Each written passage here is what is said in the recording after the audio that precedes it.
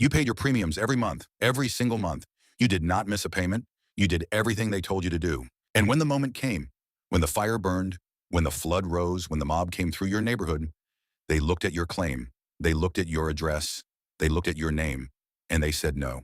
Not because your policy was invalid, not because you had missed a payment, not because your loss was unverifiable, but because of who you were and where you lived and what color your skin was. This is not one story. This is not one company. This is not one era. This is a system built deliberately, maintained carefully, and still operating today in ways most people have never been told to look for. This is the story of how the American insurance industry became one of the most powerful weapons ever used against black wealth in this country, and almost nobody knows it. To understand how the insurance industry denied black Americans coverage for over a century, you have to understand the man they hired to make it look legitimate. His name was Friedrich Ludwig Hoffmann. He was a German immigrant with no formal scientific training, no degree, no credentials, no academic standing. What he had was a willingness to build a statistical case for white supremacy. In 1881, just 16 years after emancipation, Prudential Insurance, one of the largest companies in America, made a decision.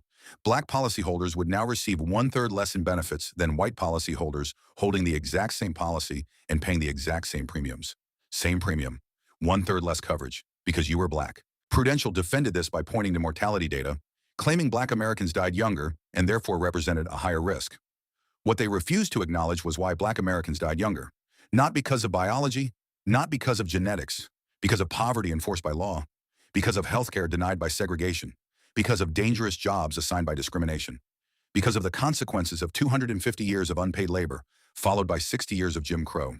The conditions that Prudential blamed on black people were conditions that white America had created. But Friedrich Hoffmann gave them a scientific cover story.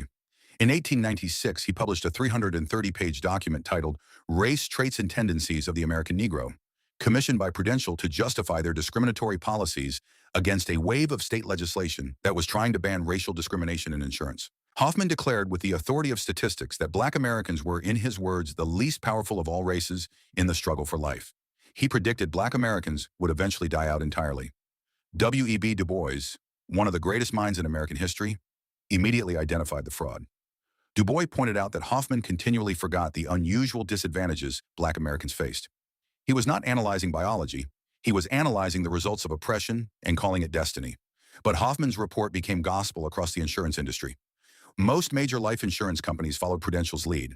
By 1940, more than 40% of life insurance companies in the United States did not accept black policyholders at all, not at higher premiums, not at reduced benefits. They would not insure black Americans under any circumstances. The second weapon was the Riot Clause, and nowhere was it used more deliberately than in the destruction of Black Wall Street. In 1921, when a government-backed mob burned Greenwood, Oklahoma to the ground, 1,256 homes destroyed, 191 businesses gone, over $40 million in property reduced to ash in 18 hours. The survivors filed their insurance claims. Every single claim was denied. The legal mechanism was simple and devastating. Insurance policies contained standard riot exclusion clauses, language that released companies from paying out on losses caused by riots. And so the city of Tulsa, the state of Oklahoma, and the federal government all agreed on one word to describe what had happened. Riot, not massacre, not terrorist attack, not government-sanctioned destruction. Riot. That one word transferred the entire financial liability from the insurance companies to the victims themselves. The people of Greenwood had paid their premiums. They had legitimate policies. They had verifiable losses. And not one claim, not one single claim, was ever honored. By July 1921, just 1 month after the destruction, black residents had filed lawsuits totaling over $4 million in claims, nearly $60 million in today's money. Every lawsuit failed. Courts ruled the city bore no financial liability. Insurance companies hid behind their riot clauses, and $200 million in black generational wealth was transferred, not lost, transferred, to the white financial system that surrounded it.